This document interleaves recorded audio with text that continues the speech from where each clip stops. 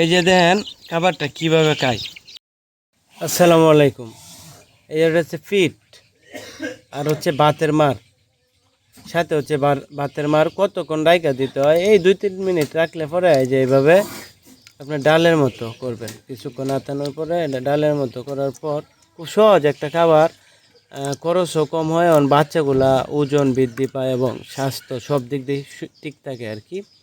তো এটার মধ্যে আরেকটা খাবার দিতে হইব, যদি আপনাদেরকে দেখাই। এই যে এটা হচ্ছে গমের ভুসি।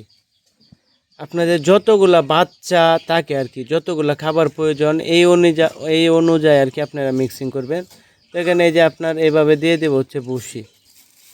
আমার কাছে আপাতত 15 পিস বাচ্চা আছে, এগুলারে খাওয়াইতাম আর কি। কালকে বাচ্চাগুলো আবার আপনার জামালপুর পাঠায় দেবো আর কি। তো এটার সাথে দেওয়ার পরে যে এইভাবে মিক্সিং করবেন, কিছুক্ষণ মিক্সিং করবেন।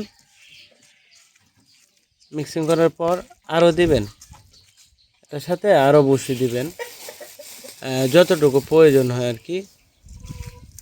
2 বেলা খাওয়াই আমি বাচ্চাগুলাকে। এই 20 দিনের উপরে গেলে বাচ্চাগুলাকে আমি সবসময় এই খাবারটা দিই।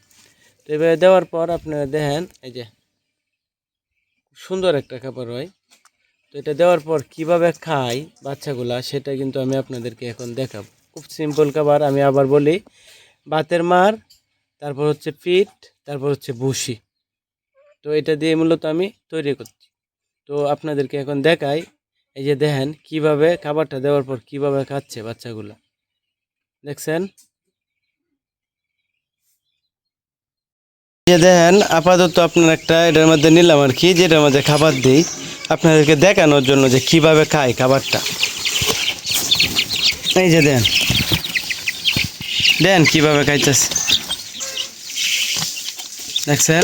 এভাবে আপনারাও তৈরি করতে পারেন, খুব সহজ, খাবারও কম লাগে, খরচও কম লাগে। আপনার এইভাবে খাওয়ালে স্বাস্থ্যগুলো বাচ্চার ভালো থাকে। তো এইভাবে আপনারা ভিজা খাবারটা তৈরি করতে পারেন।